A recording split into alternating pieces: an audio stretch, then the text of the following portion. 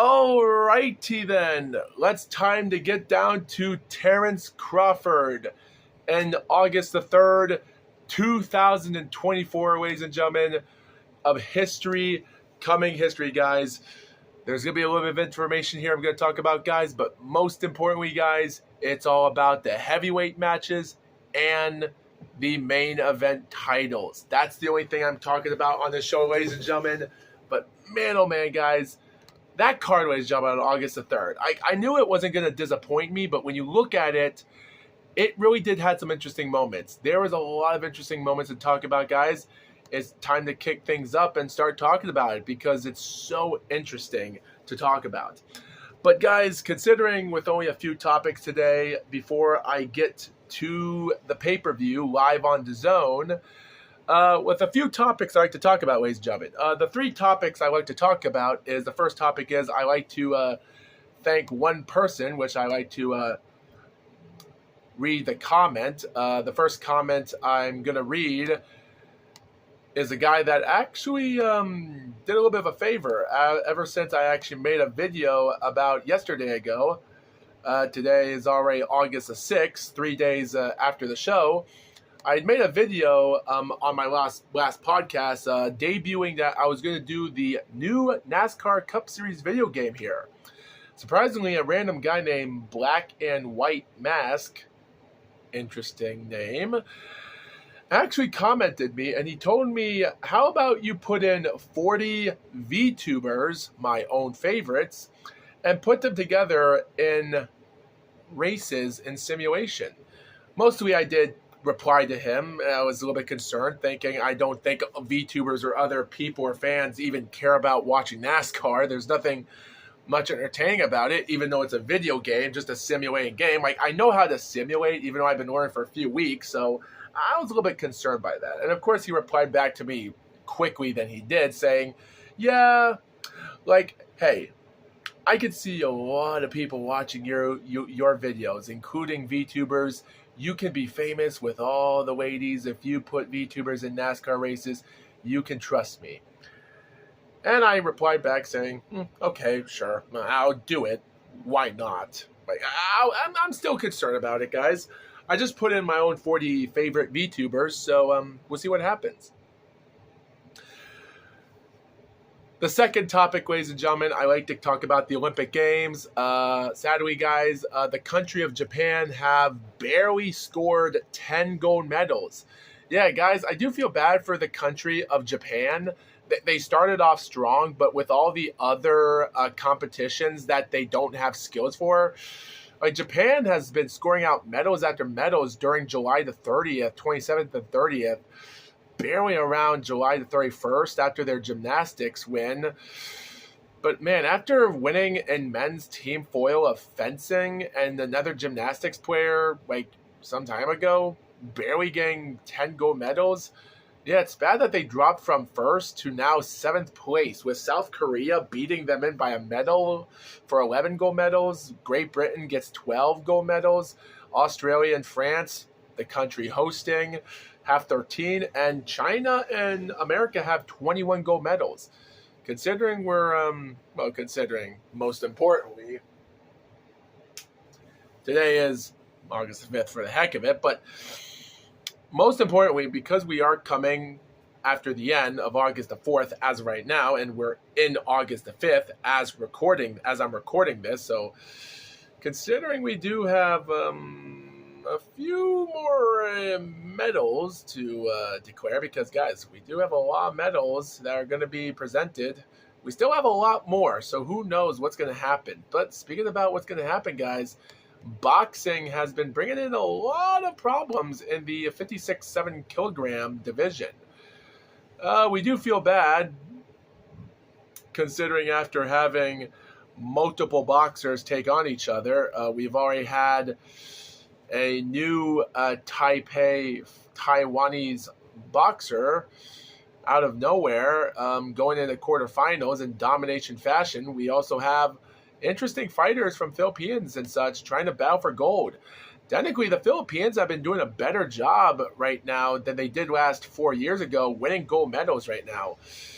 Most importantly, guys, considering everything being done, I do have some really sad news for one of my favorite boxers. And sadly, Beatriz Ferreira, the woman in the lightweight boxing, after she won the IBF female lightweight title last April the 27th, she got destroyed on August the 3rd and in the semifinals against Kelly Harrington.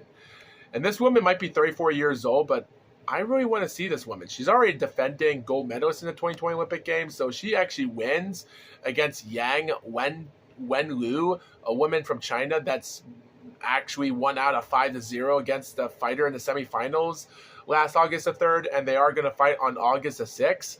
So that would be an interesting fight. But guys, the 92 kilograms in the heavyweight boxing has brought in a lot of surprising things because, guys, I have remembered talking about this. It's crazy that the top 8 boxers in each seed has been having a problem. Yes, like Tara Moana Jr., number 5 in the seed ranking, and Bekadir Jalilov, a defending gold medalist, is number 4. They both won their matches in this round of 16, but they both had to meet each other in the quarterfinals. Now we only have one boxer left. Yeah. It is bad to see this, and even though their next matches are on August the 7th, so it's going to be interesting to see if this German boxer that goes by the name of Nelvi Rahman can actually squeak out a dominating win. Like, he's dominated, 2 fights by 5-round points, winning all by 5 judges, giving him all wins and rounds. Just like Jalilov, he's been winning fights after fights by 5-0. So it's going to be interesting to see that. But, man, guys, there is another fighter, interestingly enough. You have these fighters boxing, but even, Ayoub Hadfa from Spain barely winning in a 3-2 in the round of 16, only to dominate the Armenian guy that was also underdog in his win, 5-0. I just don't see that happening. But this Frenchman, Dini Abudo, this guy winning out 4-1 against his fighter, and then goes on 4-1 again against the Ecuador guy in the quarterfinals. And now they're fighting in the semifinals. This one looks like it's an easy fight. If Jalilov, I do have a feeling that this German boxer might get a run for Jalilov. I am interested in watching that fight in the next couple of days on August the 7th. It will be interesting. But guys, the other semifinals with these two guys from France and Spain fighting in the semifinals in the 92 kilogram plus, the super heavyweight, it just makes me think to myself that, there's no way. There's no way any of them deserve a gold medal. Neither a bronze medal. But considering the competition that their other fighters took care of the top ranks that were in the top 8 seed, 6 of them eliminated, and in their section, all 4 of those seeds got eliminated. It's ridiculous. Guys, I do have a feeling this German boxer might give Jalilov a good run for his money if Jalilov can squeak this fight out, because both of these two guys have 5-0 wins on all their 2 fights by domination. While the other fighters, one had split decision, the other's winning 4-1 with one judge giving one score to the other. So, whoever wins in the semifinals, they better pray that Jalilov is going to lose in the semifinals. I do have a feeling that Nelvi from German might defeat him in the semifinals. But if Jalilov does win in the semifinals, I don't think he's going to have a problem dominating the final. But who knows? A guy from France, Spain, fighting for gold, one of them? Dude, Tony Yoka from France, he failed. Hell, guys, there's not one heavyweight boxer from France that has never won a world champion professional boxing. Can you imagine if this guy from France wins the semifinals and wins the gold? I don't want to imagine that. And we're already coming up to the 10-minute mark of this podcast, so why talk about more of this? Oh, yeah, and the 92 kilogram, yeah. The semifinals already came to an end last August the 4th, and technically a guy named Lauren Alfonso already won his semifinals, and also Lazibek Mojanov, also from Uzbekistan, also won his semifinals. Guys, considering August the 9th, I think I'm going to give the Uzbekistan guy the win for the heavyweight. The super heavyweight, we'll talk about that later. Oh, and if you viewers are probably wondering about that female that actually won by that controversial fight, most importantly, like, the woman, like Angela Carini, got withdrawn by that 47-second fight by that woman, Iman, from the country of Algeria. After she won in the quarterfinals last August the 3rd, and she's now fighting in August the 6th. Guys, I don't know how someone can fight for a bronze medal or even going for a gold medal. I just hope this Thailand woman, Jajaim Sawanathang, defeats this woman. If she does, I have a good chance she might go for gold medal, which is weird because we have two other fighters from Taipei, Taiwan, is what I meant to say, and China fighting for silvers in the semifinals is now. So it's going to be ridiculous. The 66 kilogram of women's boxing, who knows? Oh, yeah, and the 75 kilogram, they're still in the semifinals, and we already have a Chinese woman of Li Qian already fighting out with a really surprising feat.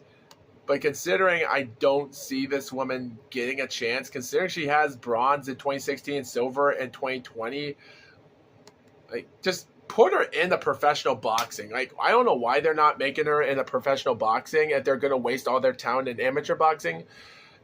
Who knows? I don't even see her winning on August the 8th in the semifinals, even August the 10th, let alone win a gold. Who knows, guys? As for the Americans and Japanese and all Mexican boxers in this division of amateur boxing in the Olympics, it's just not their day. Just not their day. Oh, yeah, and by the way, while looking up the boxers of the division, the finals, considering when we look up the finals, guys, on August the 6th will be the first finals, because we are going to see who will win in the women's 60 kilogram. Like I said before, always pay attention to who's going to win the fight. Feel bad for Beatriz not making it to the finals, and I'm just not interested in watching it. I'm surprised that Chinese females are doing a damn good job in amateur boxing this year while they're boxing in France. Crazy. They should have boxed in 2008. I just wish women's boxing in 2008 was allowed.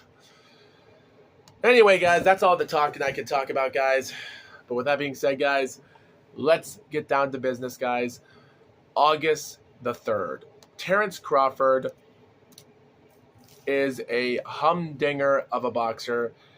And technically, I have a little bit of interesting information to talk about him. Guys, I was going to review the full fight, but now after knowing information that goes by a YouTuber named Fight Film that just released a video of something of loaded gloves, question mark, about 12 hours ago, while making this podcast and reading out the entire 28-minute video, now I'm a little bit interested, but we'll get to that part sooner or later.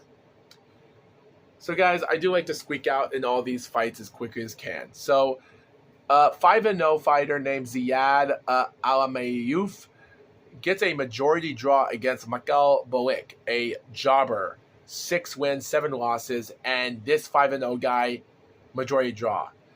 It's crazy that one judge gave him 59-55, but the others give it 57 even. And as for all scorecards for some fans, they did say that Ziad did had some okay work in the first round, third round, and barely had the fourth round.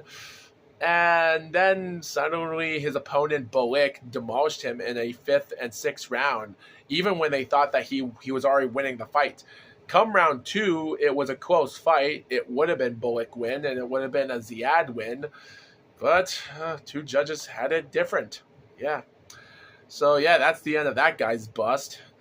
What makes it interesting, guys, that 19-0 Steven Nelson taking on Marcus Vasquez in the super middleweight. As a 20-0 and no contest at one point, it's going to be interesting to know what we'll get ourselves into, because as a boxer, Nelson has done some interesting, surprising facts into his boxing career.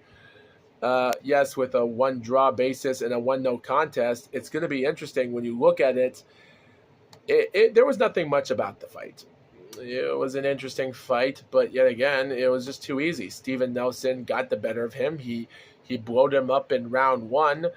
Marcus did have some interesting moments in round 2, which might have been his better round, but thinking it was going to get better after that? No. Came to round 3, and Steven just bullet him in round 3, dropping him down twice, and again in the 5th round once, in the first seconds of that fight, and the fight was over by KO. Fun fact, guys, in California rules actually states that even if a referee waves out the count or stops the fight while the opponent's standing, in California, they don't rule it as a TKO. They rule it as a KO.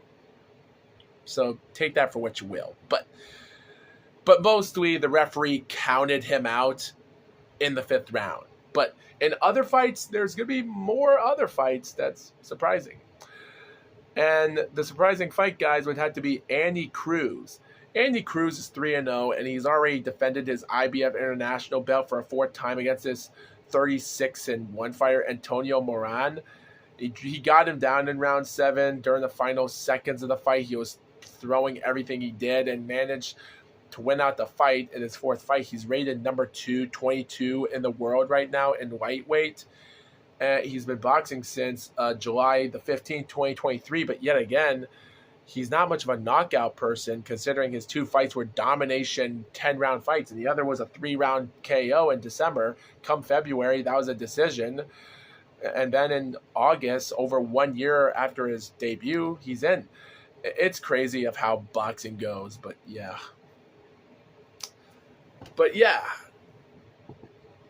And just to let you viewers know, guys, I'm not going to review each fight in order because I'm on BoxRec, so I don't know who fought first and who fought last. So I'm just going to take this in order.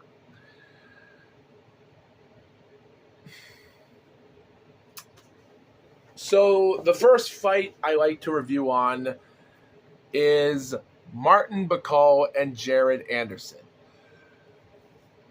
This fight, like, I waited a while for this fight to go on at the time when watching this live.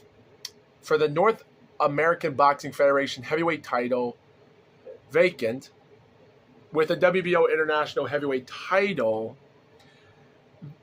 17-0 Jared Anderson. Like I said before, like, he might have a chance, but and sometimes Martin Bakal, a big 284-pound man, like, yes, he could, but when I watched this fight, it was like watching an old George Foreman fight. Martin Bakal came out there and he just threw amazement after amazement. It's crazy of when talking about this fight, like, because Martin Bakal, like, I understand why fans didn't think he deserved to win, and unless if you're smart fans like me, looking up information online of who's who and what he's fought over. Like, it wasn't obvious, guys. It really wasn't obvious. Like, the first round came on, Jared Anderson threw on good punches. He was doing a good job on him. Like, he was doing a good job. I love how one of the commentators went to the tail of the tape and he actually said he called it the Rumble in LA. Doesn't make sense. Oh yeah, and by the way, Martin Bakal is an 82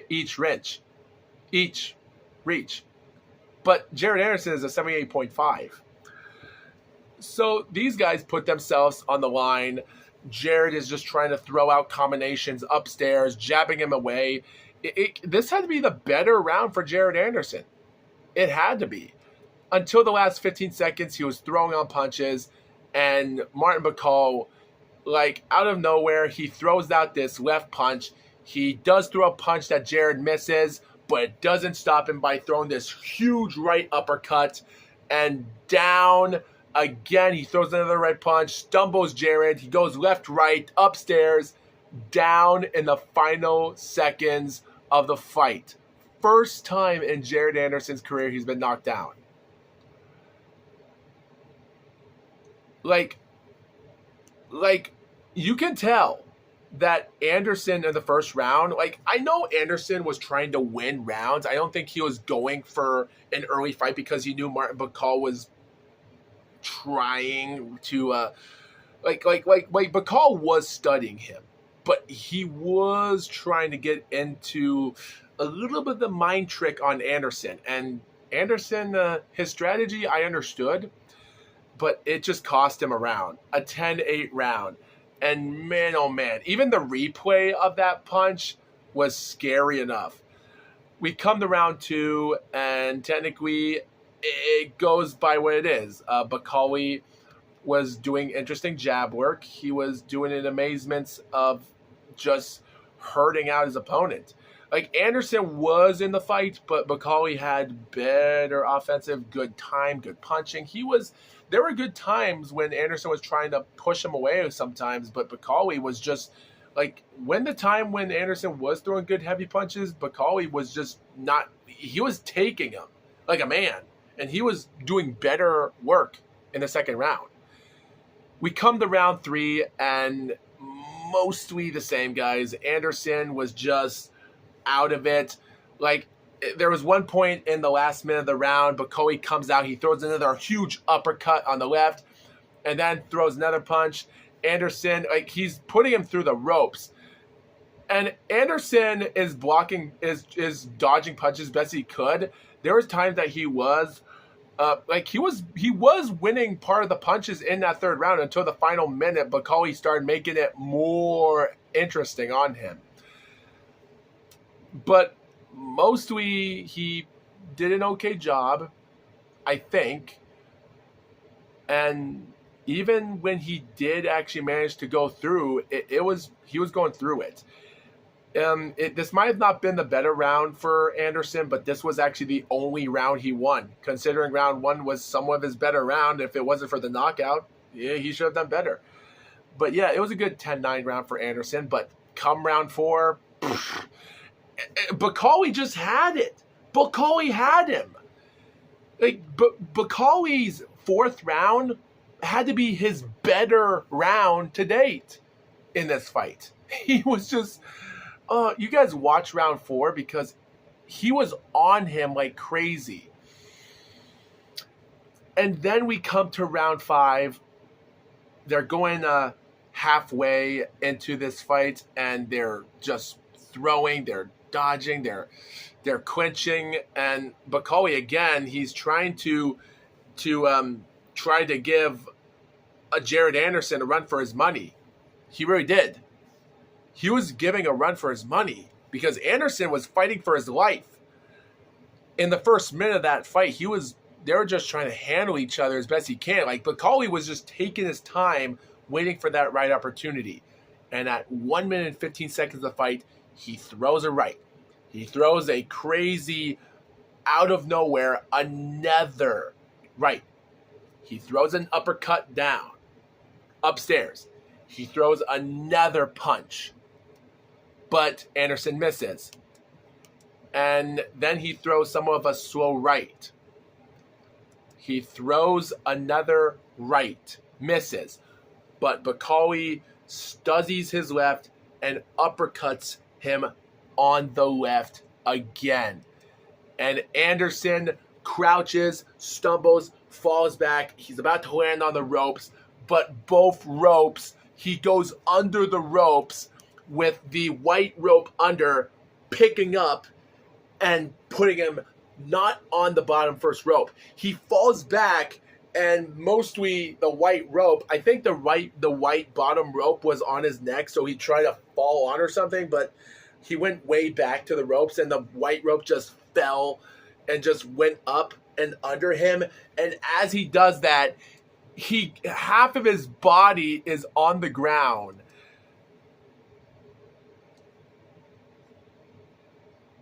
And it's crazy because, like,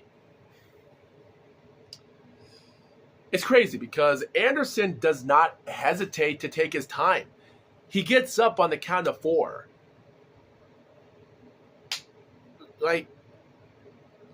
Like you think to yourself, maybe you should just save your energy. But no, he doesn't. Like, Bakali goes for it again. He doesn't hesitate. He scares off Anderson again. And he goes for another left punch. He goes right. He's throwing great uppercuts upstairs, downstairs. And then he brings down an amazing right punch. He throws another right quick jab that brings him down again for a third time. And you think to yourself, the fight should be over. Jared Anderson is walking back and forth, like left and right, when he's already up by the referee. 1 minute left of the fight, and Martin just doesn't hesitate to throw jab after jab after jab. And he backs him up into the ropes, and the referee stops the fight. I will give credit. Jared Anderson did show a lot of heart to stay alive in that match. It was an interesting fight. With 2 minutes and 7 seconds of fight, Bakali did deserve that win. But yet again, I do want to see more of Bakali. Now, Bakali, I have heard that in California State Commission, Athletic Commission stated that, on BoxRec stated that he has been suspended on August the 9th. But there's also another suspension of him being suspended on October the 2nd. So, for reasons why, let me know in the comments, because I'm a little bit curious to know why he's suspended. But he can take a couple months off. I'm sure he won't have a problem, and it's going to be interesting. I think he does deserve a shot. He's rated number 1 in the WBA. I think he's ready for a title shot now. He's 21-1 from his country of Democratic Republic of the Congo. I think he's more of a championship killer than anyone else in the fight, like Joey Zhang. I like to see these two fight together and see who's the better man, and I think Bakal will win. So, guys, I would like to give controversy then controversy. This fight here, guys, does bring me chills. When I watch this fight, guys, I look back at it, and it just doesn't make sense. Andy Ruiz versus Jarrell Miller. Guys, Jarrell Miller already had to fail several drug tests in his AJ fight in 2019. Andy Ruiz takes over, and now we're seeing these two fight. It's like, on paper, it seems interesting in a 12-round fight, but yet again, it was just hard for me to watch. The first round, like, Andy Ruiz goes in, stays in the fight, and he obliterates him. Andy Ruiz was showing a lot of good, surprising facts of what he was doing in the fight. He was doing a good job, and he was actually studying a good amount of interesting, should I say, like, counter punches or even interesting jabs. He was doing a good job trying to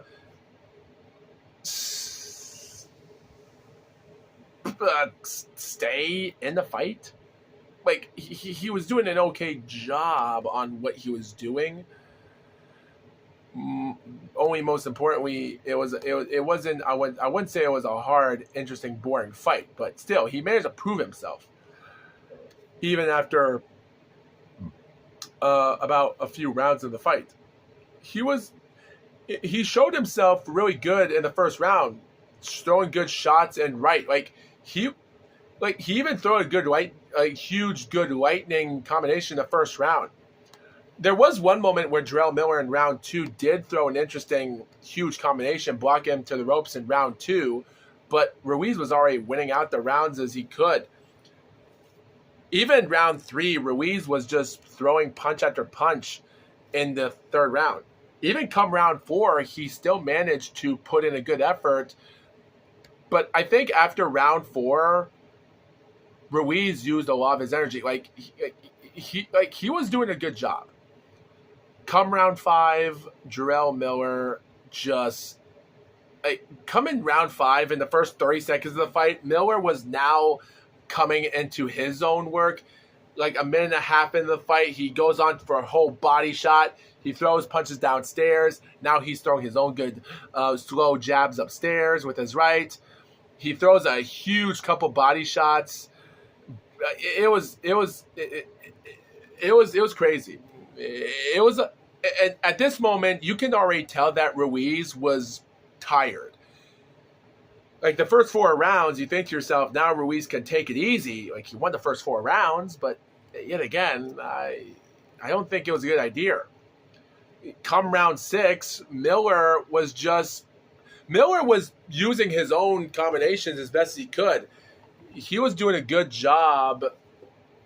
Like there was a moment where the commentator stated that Ruiz might have been rocked. And what's even crazy in the 6th round, what made things entertaining in the 6th round, that Jarrell was throwing out buy punch after buy punch, and then when the bell rang, ding ding, he just throws this punch out of nowhere. You could see part of his spit coming out of Ruiz. It was scary, and it showed. And there was this random guy with a black suit comes out of the ring after the bell ring? ? So. But yet again, all those guys came in with black suits. But for the reason why that guy came in the black suit, even realizing the bell rings, because you think to yourself, why should you have those people enter the ring in the first place? Because, like, guys, imagine if Jarrell Miller threw that right uppercut like he did to Ruiz, and Ruiz went down, and then the bell rang, and that guy stepped into the ring.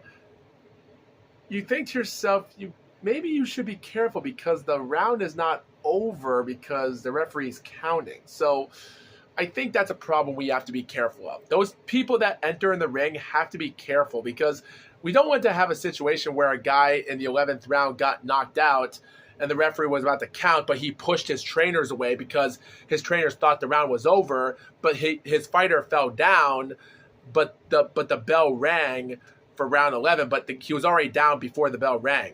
And then after he was down and then he got back up, the bell finally rung, and the final round, the fight was a disqualification because his trainer came out. I think we got to be careful in the future with those people. So those guys got to learn.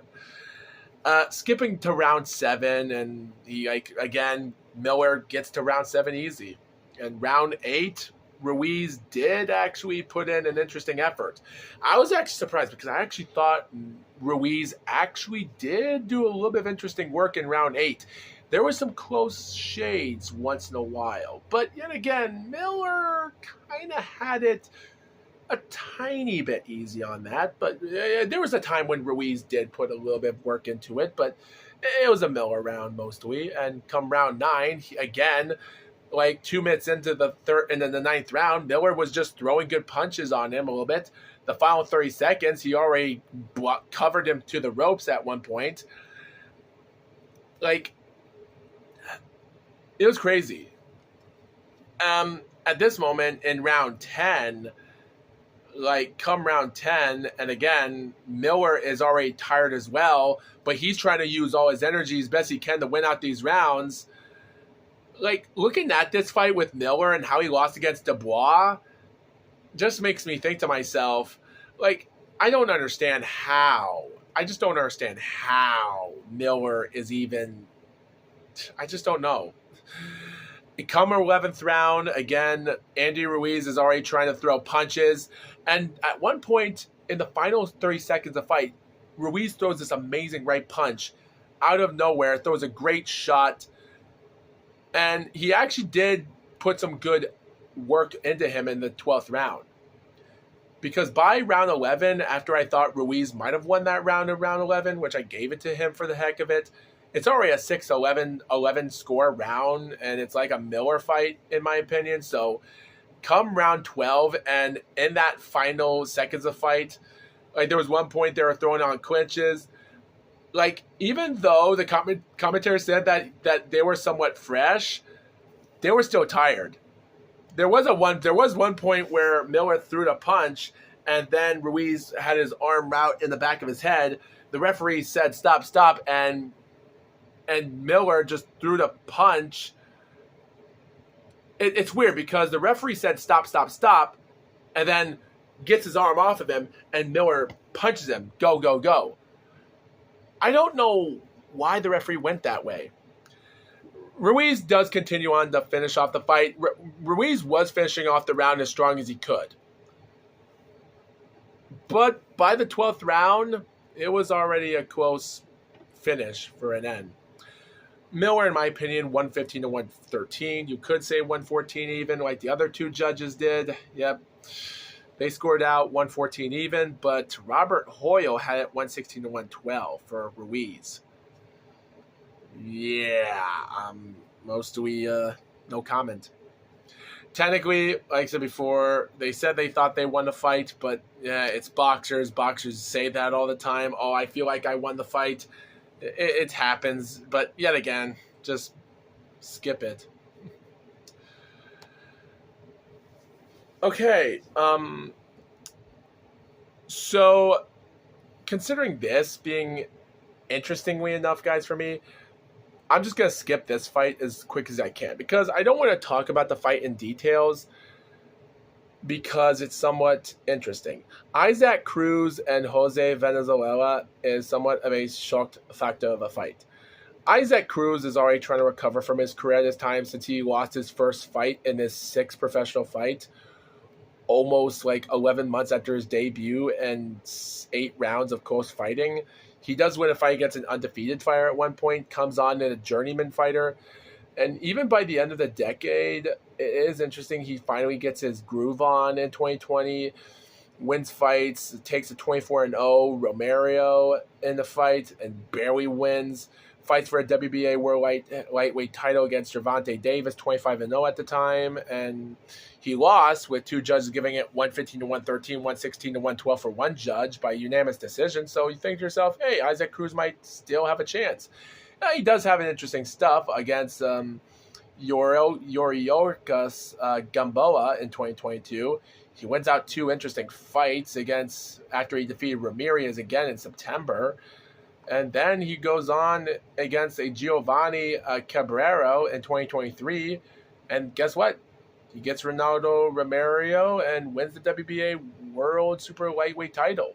Surprisingly, he actually gained several pounds to be in that weight class. He left the weight class, the lightweight class in 2023 to go to super lightweight. And now he's over. Venezuela, on the other hand, a guy that's now being suspended in California by the commission in Atlantic Athletic Commission on August 10th and then September the 17th.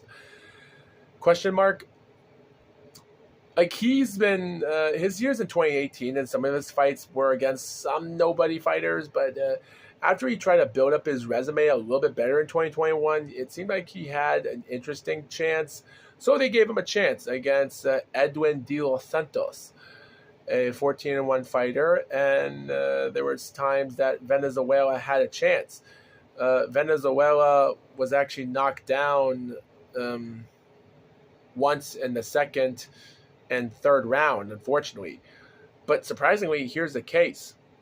In the 1st round, Los Santos was down in round 2, but was deducted a point for hitting Venezuela after he was down. So, yeah, something was up. And then they went to round 3, and the fight was over. He lost his first fight. It's even bad. By the month of March in 2023, he lost against Chris Colbert in a somewhat controversial fight by 3 judges, giving it 95-94 for his opponent, Chris. He lost his 2nd fight. It's interesting because I actually thought the fight was somewhat close into the detail. When I actually saw the fight, it was close to be a close enough fight because Venezuela dominated 4 rounds easily in the fight. I almost had a 5-round there, but it was barely 6 fights to 4. So yeah, he was knocked down. He did knock out his fighter Chris Colbert in the first round, but surprisingly, it seemed like he did a better job. He won like in a 4-round status. I actually had him 96-93, so why judges gave him 95-94 for all 3 judges giving it to Chris, we'll never know. He did win his rematch in December by dominating his fighter, and now he takes on Isaac Cruz. It's crazy that these 2 fighters, I just don't see them in huge rankings, and he was a replacement pick. Like, it's crazy. Like, Isaac Cruz had an interesting moment in round 1. It was a close fight, and by round 2, he demolishes him, and we're like, okay. And then we come to round 3, and surprisingly, Venezuela manages to put in a good round on him. We come to round 4. It was a close fight, and I had it close for enough. I think also some officials at the time and commentators did have Isaac Cruz win the 4th round, which I had it same. But then you come to round 5, round 6, round 7, round 8, all rounds for Venezuela. Jeez. Like, what else can you say about that? I really don't know. They did come to round 9. He put in a good effort. Round 9 was an interesting close round of a fight, but still a Venezuela fight. Round 10 dominated. Round 11, Isaac comes back stronger than ever. Barely wins round 12, in my opinion.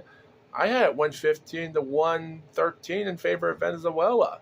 One judge had it the same score as me, but Edward Hernandez scored it the same thing I did, but he gave it to Isaac. And then the other 2 judges had it 116-112 for Jose.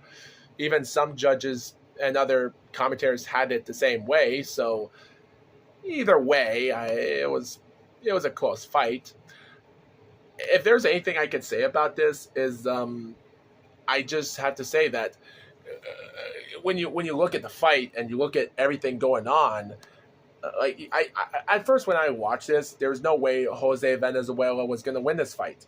Like, yeah, guys, Venezuela got robbed in his 2 losses, and his loss against Edwin de los Santos reminded me of how boxer Marius Briedis actually had his controversial fight during the second cruiserweight tournament.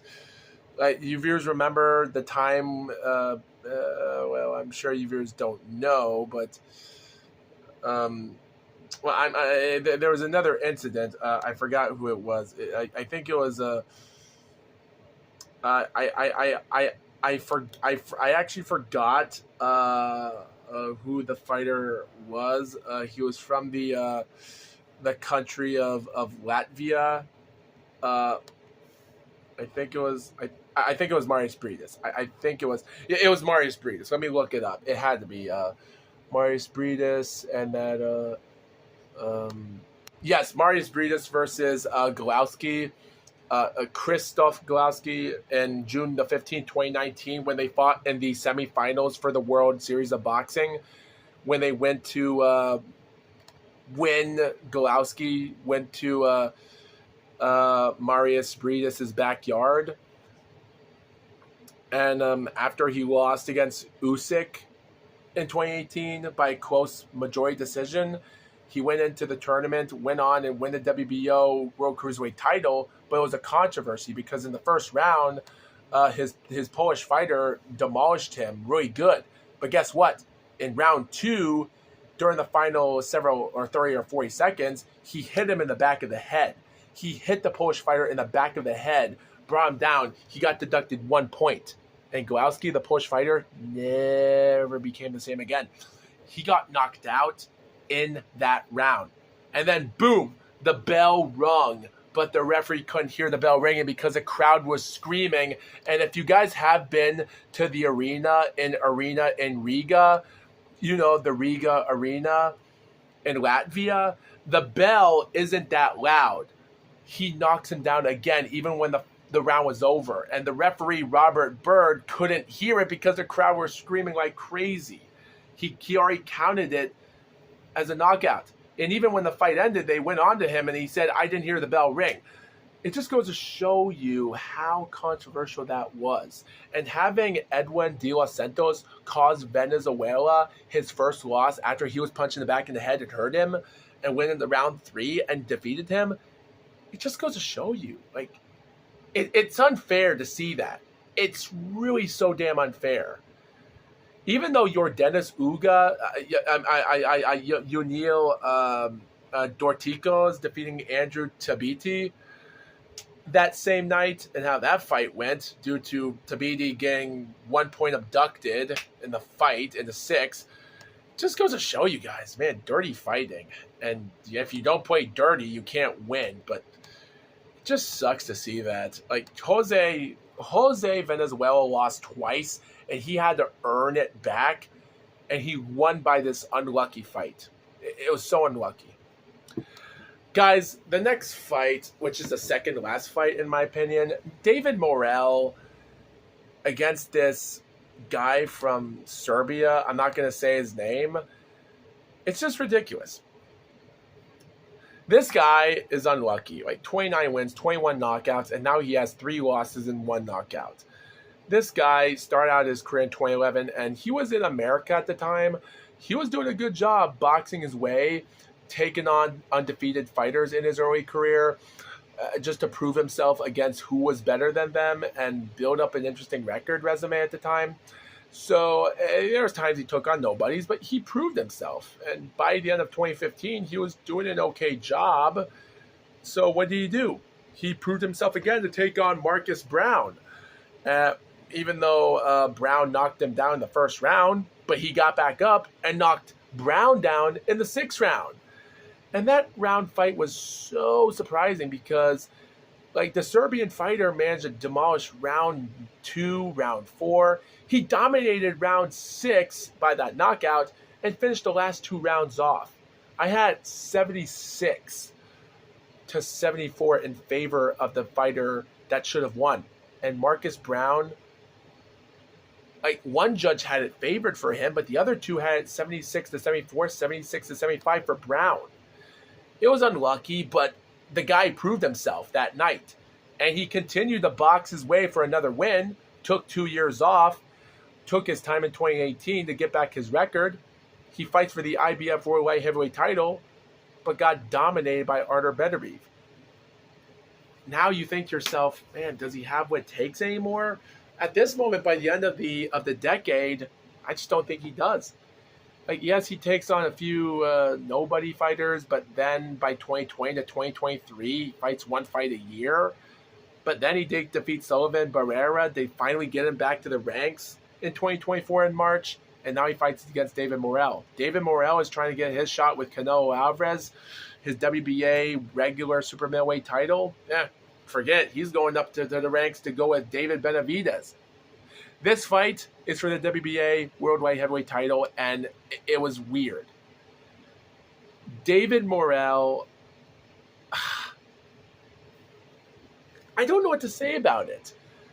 Come round 1, round 2, and round 3, he did an interesting job. Come round 4, I kind of gave it to the Serbian guy because I think he kind of deserved it. Round 5 and most weeks, it was him, Serbia again. I did give round 7 to him, like even round 10 and 11. Like at that moment, those were like easy rounds to win. Like there's nothing much to say. Like those are like 5 rounds I gave for him at the time. Like, yes, David Morel had round 12 in the bag. He had round 8. Like those are like 5 rounds apiece. Like round 6 and round 9 were somewhat rounds that were close enough to be the Serbian guy, and they were close enough rounds, yeah, like, would David Morrell won one of those rounds? Do you think David Morrell won round 6 or round 9 in that time in those fights? Like, when I look back at the fight, I just didn't want to watch anymore. Like, even when I watch a fight, it was a hard fight for me to judge. It was like 114 to 114 even. I gave the Serbian guy round 6 and gave Morrell round 9, and it was an interesting fight. Don't get me wrong, but man, like, I do think the Serbian guy did better, but the judges, Zachary Young, Patricia Morris, 117 to 111. Jesse Reyes, 118 to 110. Scored unanimous, David Morrell.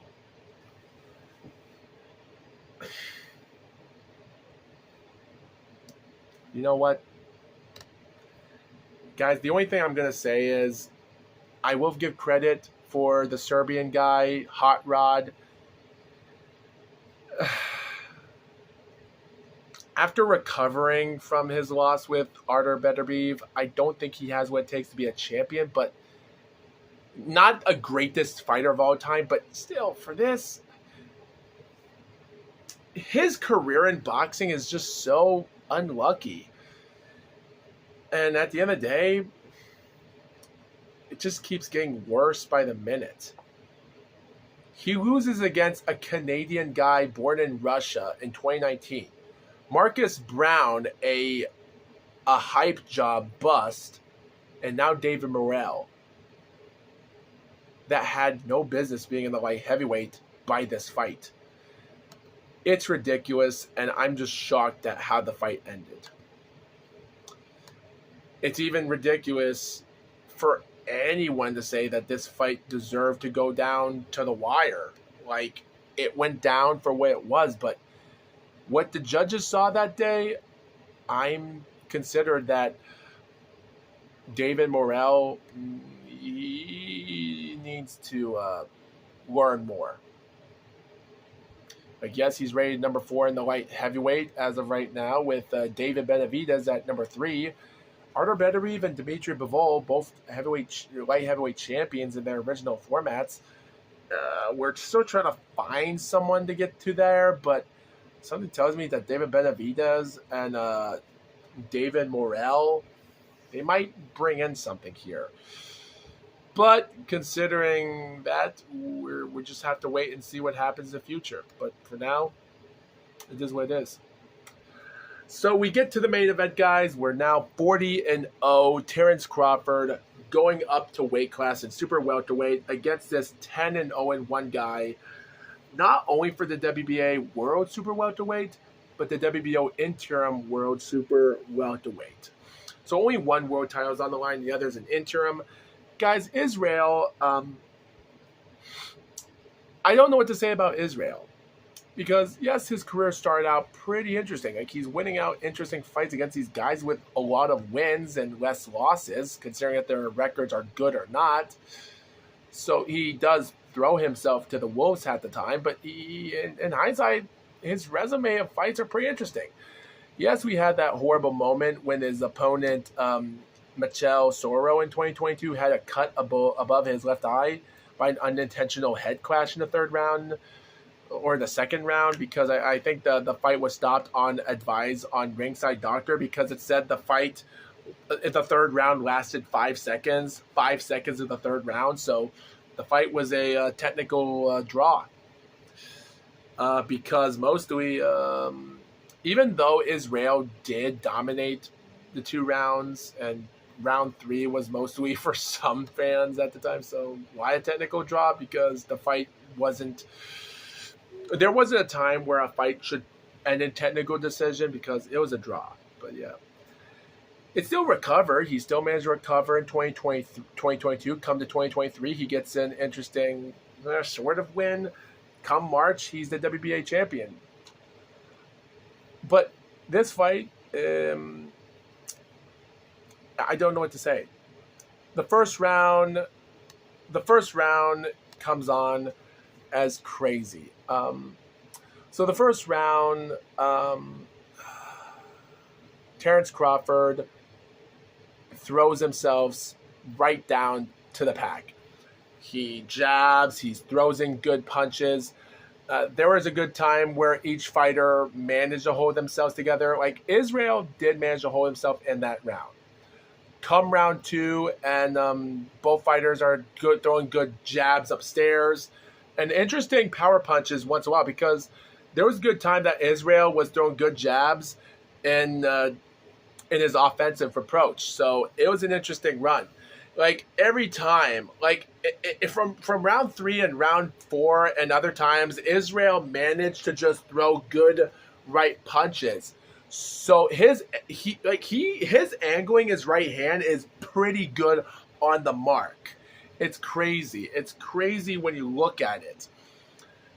Like, he's landing good punches, but still, like, when you look at it and you say to yourself, does he have what it takes? You come to round 4 in the final 30 seconds, like it was interesting because there was a good right hand that was in the body or something, and there was also a great right from Bud, a good uppercut, but still, yet again, like Crawford barely had some rounds into that fight. He was squeaking out the rounds perfectly in round 2 and 3 and 1. Yet again, like, Israel did had round 4, but come round 5, man, Terrence Crawford was in a nightmare. He was in a nightmare in round 5 from start to finish. Like, there were some good shots from Bud, but Israel, like, Idrimov was thrown in good combinations once in a while, and that was the same thing for round 6, where Idrimov had something there, but Terrence put the better work on him. But using that jab could be dangerous. I don't think Crawford was expecting him to go on the zone here. Same thing for round 7, because Crawford still managed to put in a good work for round 7. Same thing for round 8. But guys, coming after the end of round 8, where Madrimov managed to do an interesting job, round 9 is where the controversy comes. Now, guys, I wish I could talk about this fight in detail more, but the controversy of it is more crazy. Because after round 8, you come to round 9, and also, by the way, Crawford also stuck out his tongue in round 8 for some moment, which the commentator stated that. But mostly, like I said, like, round 8 was a dangerous round, but come round 9, and there was nothing much you could say about it. Like Israel was just putting in good work in that round. Like, I don't think I never saw Crawford in a long time getting beat up by this. Like, there were a couple of times I saw him, but there was good chances. But what makes it interesting is that you come to round 10 and you get a close fight here or there. And it seemed like it was an interesting close fight for some stakes. And like, Idrimov kind of had some closeness in round 10. They both put themselves on the line in round 10 than any other round they did. Because there were good times where Israel threw jabs and Crawford landed his own. There wasn't much to talk about, but it was a close round, and Idrimov had it there. But the last 2 rounds, in round 11, round 12, were all Crawford. Like, here's what the information says here. By round 11, this is what I wrote. At 1 minute and 15 or 20 so seconds, they get to land some interesting good punches. Good left-handed punches, upstairs punches. Surprisingly, about a minute later, there was a good, unbelievable punch where Madrimov misses a left from upstairs, and Terrence throws an amazing uppercut upstairs after he overextended himself. And mostly it was, and mostly Crawford punches him back, demolishes him, in that round. Coming to the 12th and final round, Crawford weighs everything he does. He throws everything to end the fight. In the final or so minute of the fight, Adrimov would actually throw this unbelievable right that did gut Crawford a little bit out of nowhere, but Crawford still throws punches. But after he even throws more punches, Adrimov even throws a right again. He finishes the fight. Scorecard 115 to 113, Crawford. I had him 1, 2, 3. Had him 6, 7, and 11, 12. One judge had it 116 to 112 for him, but the others had it 115 to 113 for Crawford, new champion. So guys, considering I just wanted to get that out of my system, I wish I could talk about the fight in full. But guys, remember the 9th round? Let me get to a video here by Fight Film. Let me see. Yeah. Fight Film did a video called "Why Does Terrence Crawford Load His Gloves?" ? Fight Film. And the first thing he shows us is that he sees mostly these like there was some interesting moments where Crawford actually threw a punch and to pull him down to the canvas. And of course, guys, I did wrote this in my paper at let me see, guys. I did wrote a paragraph here that has 2 pages long, and it says 20 seconds into the 9th round, crazy things happen, and Crawford decides to push Adrimov down to the ground, but he goes in the second middle rope. Yeah. Like I said before, guys, I wish I could read more of the paragraphs and other stuff of this information, but after what Fight Film showed us is a whole different story. Like seeing the videos of everything going on, I wish I could talk about more of this controversy and other stuff happening. It's even weird because like what's interesting here is